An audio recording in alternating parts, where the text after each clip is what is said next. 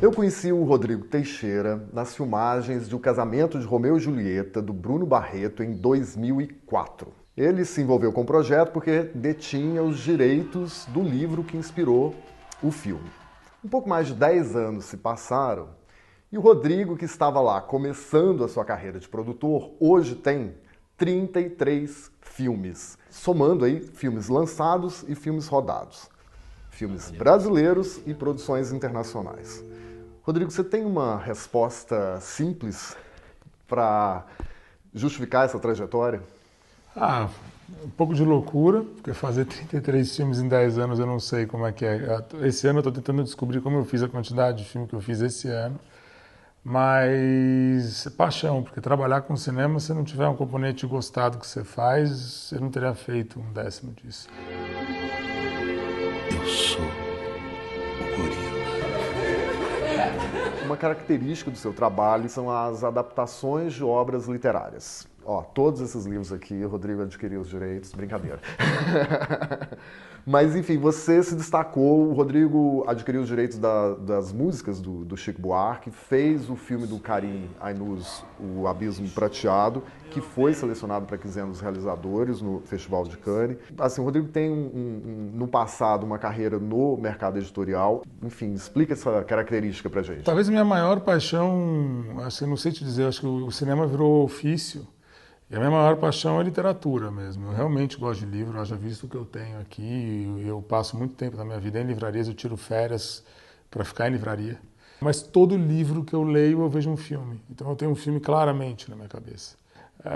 Adaptar livro não necessariamente é uma certeza de que o livro que eu comprei vai virar um filme. A vantagem que eu tenho hoje, que eu não tinha no passado, é que dado o meu currículo enquanto realizador e que eu passei a ter um track record, como se diz nos Estados Unidos, fica muito mais fácil quando eu compro o direito de um livro, eu garantir para o realizador que ele vai filmar. Eu não compro o direito de livro pronto só. Eu financio o autor para escrever o livro. Às vezes o autor me procura e fala, não tenho dinheiro para passar um ano da minha vida dedicado a um livro. Você não quer comprar os direitos desse livro antes e eu escrevo durante um ano o livro? Se o livro ficar bom, ele é seu. Se ficar ruim, você perdeu o seu investimento. Ninguém faz isso, mas eu faço.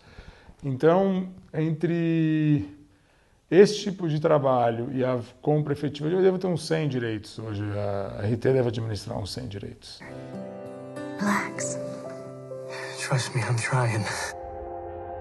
Vamos falar sobre mercado internacional. Rodrigo, como que isso aconteceu? Como que você foi parar em outras praças?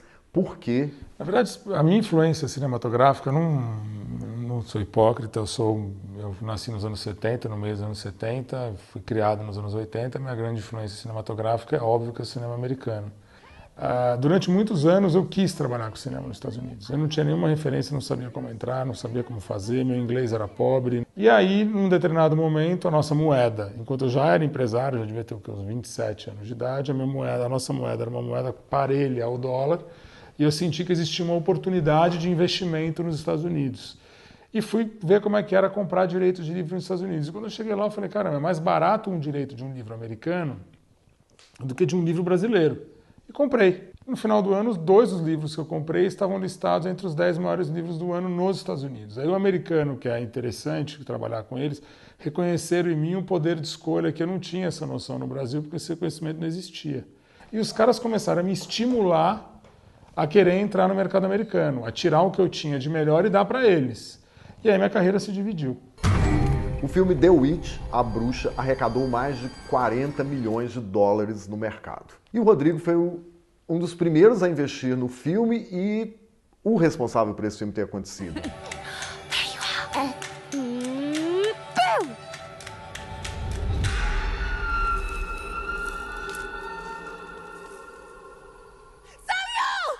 Eu queria saber como que você escolhe um projeto, Rodrigo.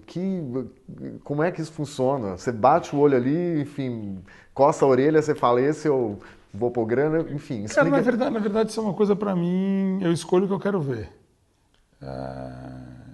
Talvez é uma coisa complicada. Obviamente tem um pensamento por trás, difícil de elaborar ele numa conversa, mas esse talvez seja o meu segredo. Talvez se eu fosse um cozinheiro, talvez essa fosse a minha receita. E é difícil você pegar e explicar para alguém a sua receita. Essa é a minha. O maior segredo que eu tenho, acho que eu tenho duas qualidades enquanto produtor, que eu ressalto. Obviamente a gente pode explorar isso, mas uma qualidade eu sou um excelente vendedor, sem sombra de dúvida.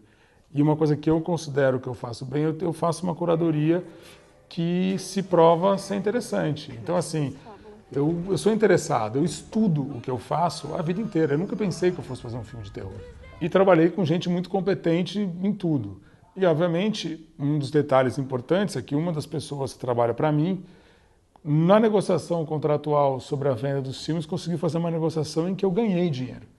Então, assim, o The Witch é um filme que remunera muito bem a minha empresa, os meus sócios, vai remunerar ainda bastante, porque a gente tem bastante recurso a receber ainda. E eu posso te falar que se você acerta um filme nos Estados Unidos, ele eventualmente pode mudar a tua vida. O Silêncio do Céu, que é o filme mais recente do Marco Dutra, é uma adaptação de um livro argentino, rodado em Montevidéu, com atores brasileiros, argentinos e uruguaios. Você tem uma série de TV que tem mais ou menos o mesmo formato, que é o Hipnotizador. E o filme do Felipe Hirsch agora no mesmo formato. A América Latina é o seu próximo alvo, é isso. Depois de conquistar Hollywood, Rodrigo Teixeira parte para Los Hermanos. Tem uma coisa legal até para falar. Na verdade, eu nunca conquistei Hollywood. Eu não me considero... A primeira vez que eu me considerei parte de Hollywood foi quando eu fui convidado a ser membro da academia. E assim, é recente, isso é uma coisa de 3, 4 meses atrás. Eu me considero parte do cenário independente do cinema americano, que não está em Hollywood, está em Nova York. Eu não vou falar para você que um dia eu não vou fazer um blockbuster, não sei, talvez eu faça, talvez algum projeto desse caia na minha mão e eu tenha capacidade de realizar, não sei te dizer. Mas eu acho que é o único lugar onde eu me considero talvez parte de um grupo ou parte de Hollywood é através da minha carteirinha de membro da Academia de Artes e Ciências de Hollywood. É isso. Fora isso, eu me considero um cinema independente mesmo. Não, Hollywood vem porque as notícias de que você sentou para conversar com Harrison Ford, Brad Pitt, Ben Stiller circulam pela internet. Então, e essa galera a gente vê e pensa em Hollywood. Mas isso é o primeiro passo, né? O medo é um primeiro passo errado para mim, na verdade. Eu acho que aquilo é um passo de deslumbramento natural que você faz e depois você refina e vai para o lugar correto.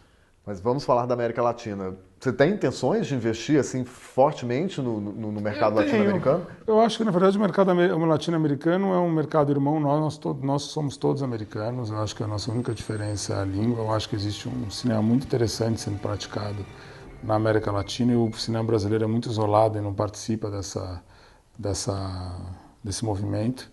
E também para sair do mesmo, sabe? Eu acho que tem tanta coisa legal, tem tanto rosto novo que você pode misturar com um rosto que o cinema brasileiro já está acostumado.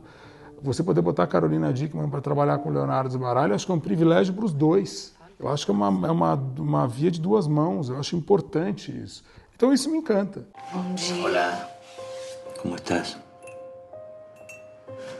Siento como si me hubieran apaleado. O Heleno, do José Henrique Fonseca, chegou aos cinemas em preto e branco. Tim Maia tem mais de 2 horas de duração. São 2 provas de que você é um produtor que respeita as opções do diretor. Senhoras e senhores, com vocês, Heleno de Freitas. Eu, na verdade, palpito em tudo. Pelos meus contratos, eu tenho palavra final. Eu nunca exerci.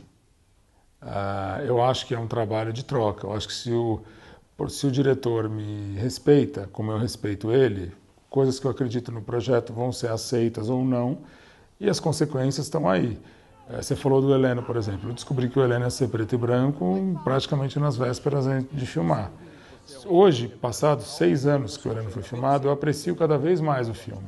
O Tim Maia, eu tinha uma chance de cortar 20, 25 minutos do filme e aumentar em 2 sessões por dia a exibição do meu filme, o que economicamente poderia aumentar em 20% a receita do que eu tinha planejado para o meu filme. O Mauro tinha certeza de que aqueles 20 minutos comprometeriam a obra que ele definiu e eu resolvi bancar o Mauro. Por bem ou por mal, eu banquei.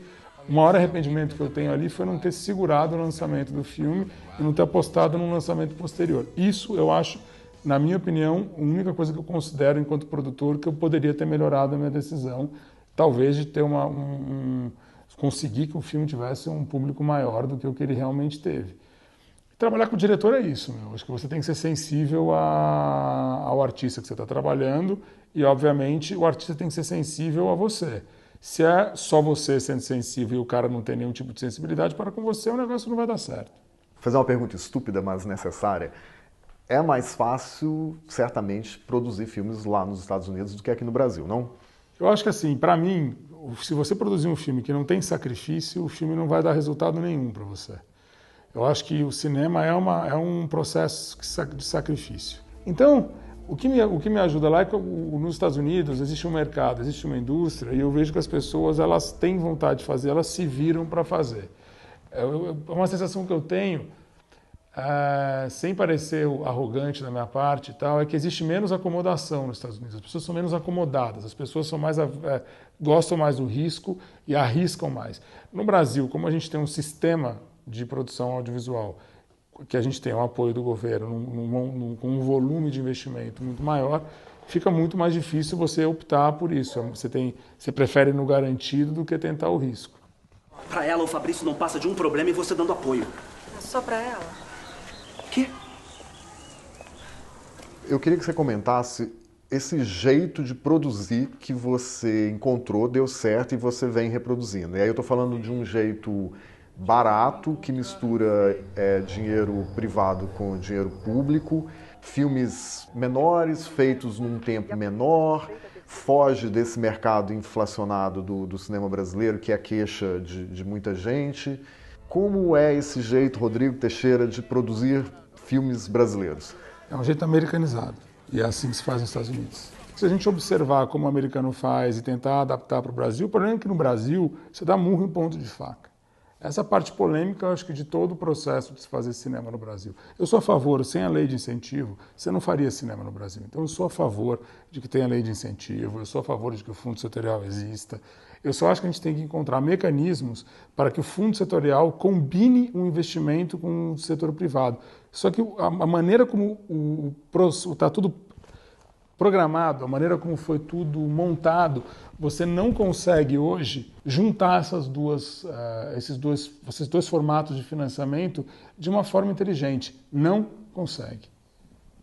Isso é um problema para a gente. Isso realmente é um problema. E aí eu acho que o tempo vai responder como é que a gente soluciona. Isso aí. Obrigado. Valeu. Você. Que venham mais 33. Obrigado, Vamos tentar. Rodrigo. Obrigado.